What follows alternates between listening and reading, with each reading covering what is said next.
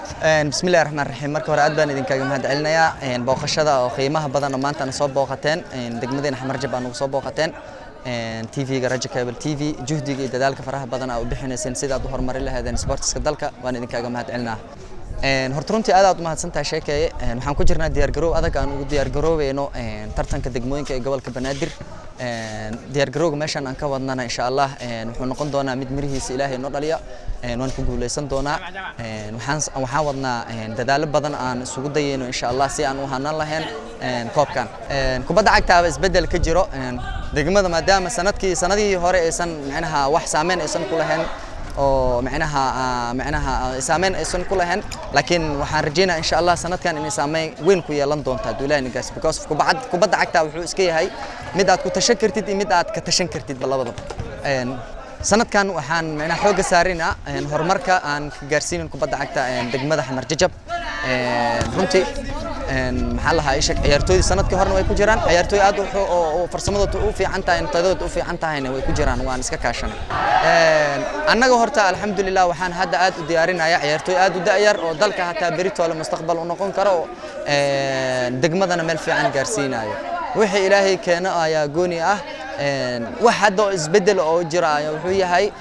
qaabka aniga aan isticmaalayo farsamadeeda waxaan rabaa insha Allah in ay muuqato doonto garoonka tartanka markuu bilaado aniga naftirkeyga waxa garab dad igu siiyay kubadda cagta inaan maanta alxamdulillah heerkan aan ka gaaro waxaan aad u jeclahay ciyaartooyda da'da yar inaan soo saaro hadda ka hor waxaan soo saaray ciyaartooy aad u da'da yar oo junior ta ah ilaa hadda waxay ciyaarayaan Serie B qaarkoodii waa qaranka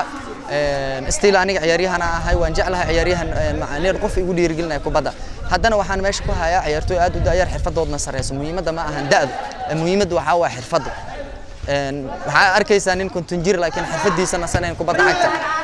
20 jir waxa arkay kubaddan oo xirfadiisa aad u sareyso marka aniga xirfadda ay anfacayso da'di ma anfacay muhiimadda konton sano doo jiro xirfadiisna aad u fiican tahay waan qaadana wallahi horta runtii su'aal fiican ay weydiisay aniga ka macallin ahaan waan arkay isbuuciyadii hore iskuulaadku xirnaa tababarkan subaxeenu ahaa saameyn aan ugu yeelatay oo because of ciyaartooyda inta arabtay oo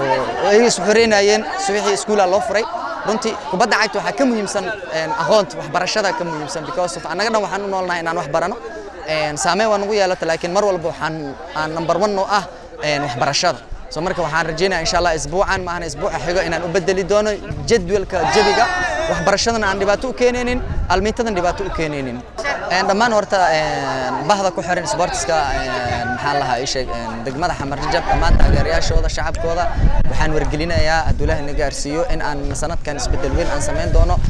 hadda noo muuqda game friendly badan ayaan sameynay berito laad waxaan la ciyaaraynaa kooxda championka dekeda Abdullaahi Nagaarsiyo subaxi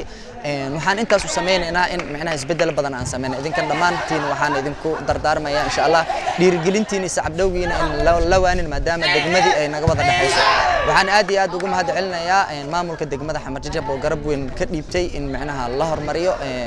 kubadda cagta sportska iyo maamulka Elman Sports Club oo ayagana qalabka garab naga siiyay inay naga caawiyaan aad bay u mahadsan yihiin dhamaan gudiga maamulka degmada Xamar Jajab iyo maamulka Elman Sports Club aad baan ugu mahadcelinayaa